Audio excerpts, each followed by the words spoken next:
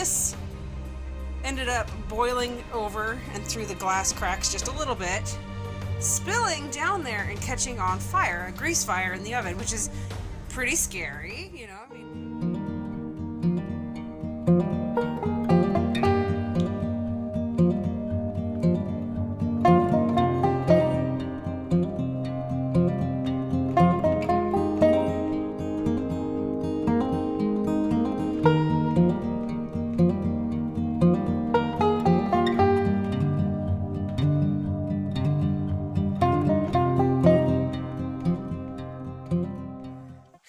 everybody, it's Audra from Homesteading in Idaho. I'm glad you could join me today. Just finished feeding the goats. It's been raining for, it feels like non-stop practically this whole week. It did stop for a while, but it's just been such an insistent rain, just constant, that it feels like it didn't want to stop. And actually it rained practically from 6 p.m. yesterday straight through until it's like 5 p.m. now. And I think it finally petered out about an hour ago. We still have a little bit of a fine mist coming down. So almost 24 hours of rain. Anyway, this is the goat area. Usually it's nice and dry. The goats are thrilled to be out. You can see Cinderella, she keeps poking her head out of the one pen over there. But everybody's hiding. It's a complete muddy disaster right now. Usually we are done with the mud at the end of March. April we get a little bit, but it's pretty much drying out.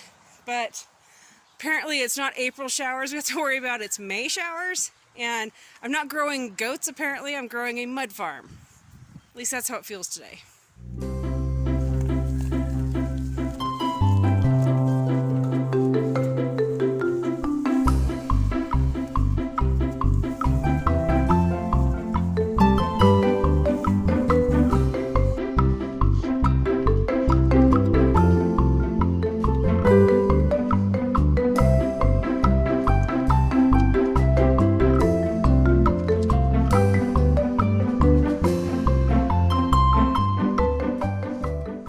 All the rain we've been having has got these gardens, a lot of these plants really hopping and just going like crazy. These were mystery plants planted in here a couple years ago by a scout. I knew they were flowers, so I just let them grow. And of course, they never flowered, they just grew, and that was fine.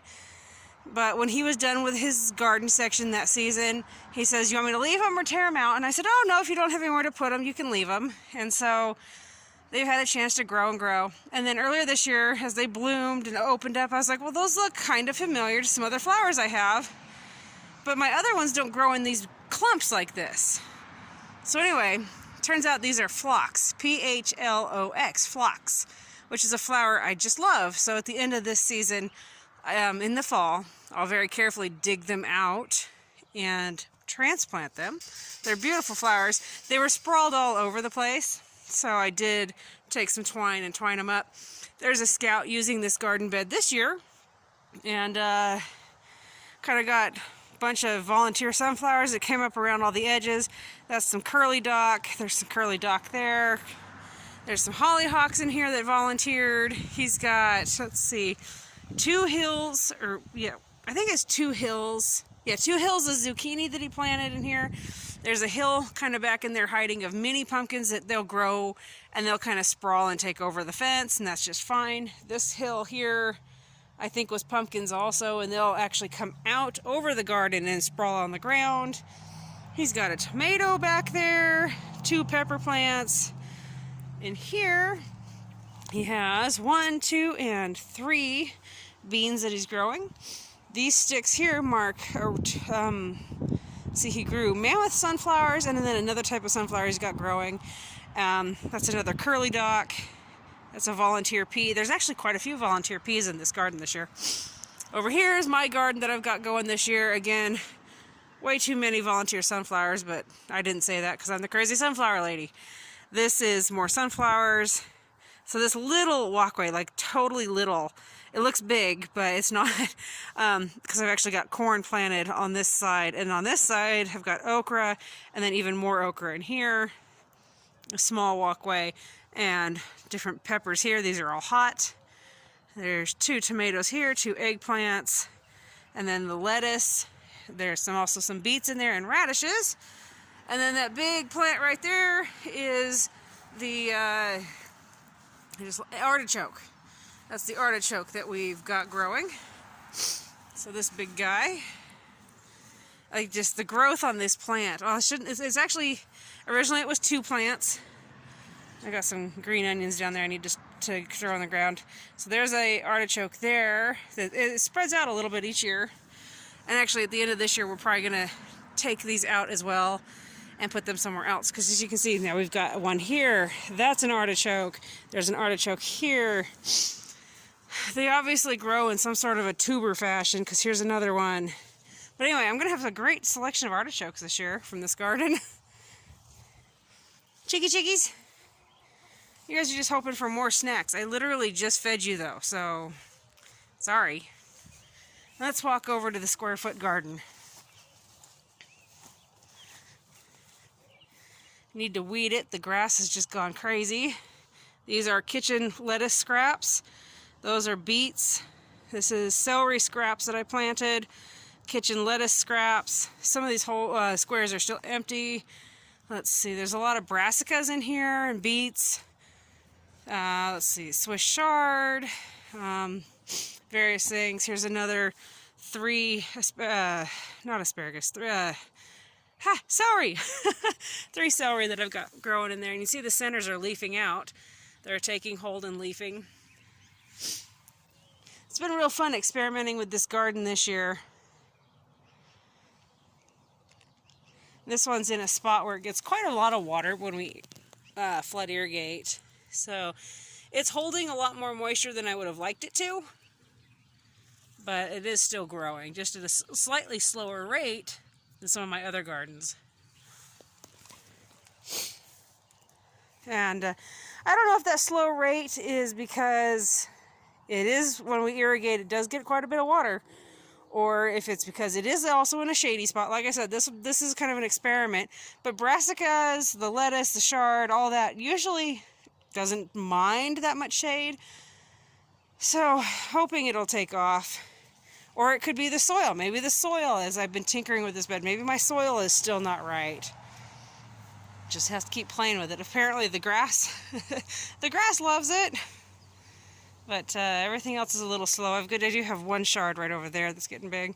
These, I was in the greenhouse and picked some peas that were eating size. It's crazy though. It's May and it's barely 50 degrees. Everything, the rain, all the cold stuff like the peas over here, they're just going crazy. But a lot of the other plants are not happy at all.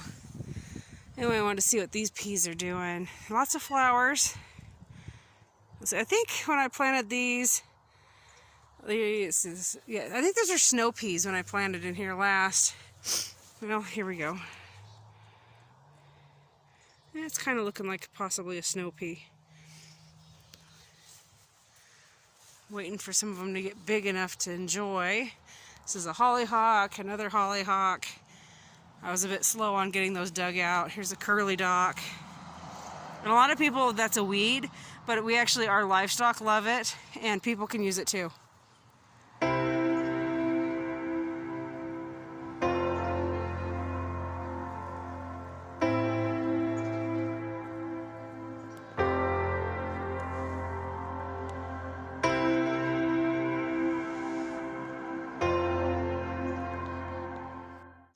The extra moisture and cool temps has been good for the asparagus. Our favorite asparagus to grow is the purple asparagus. It's just absolutely grows like crazy. Usually we can get it to grow April through October, no problem. Just got to make sure it's got plenty of water.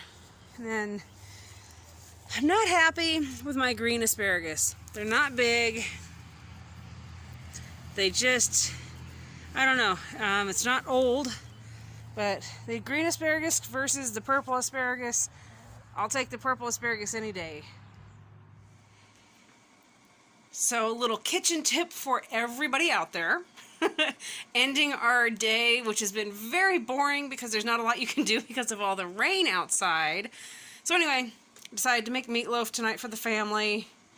And I'm standing here in the kitchen, and I'm watching the stove, watching the oven, and I was like, hey, I didn't turn the oven light on. And I'm looking at it, and it's like, I didn't turn it on. Well, this ended up boiling over and through the glass cracks just a little bit, spilling down there and catching on fire, a grease fire in the oven, which is pretty scary, you know, I mean, and so anyway, if you ever have a grease fire, do not ever put water on it. I keep a huge box. See this? Baking soda?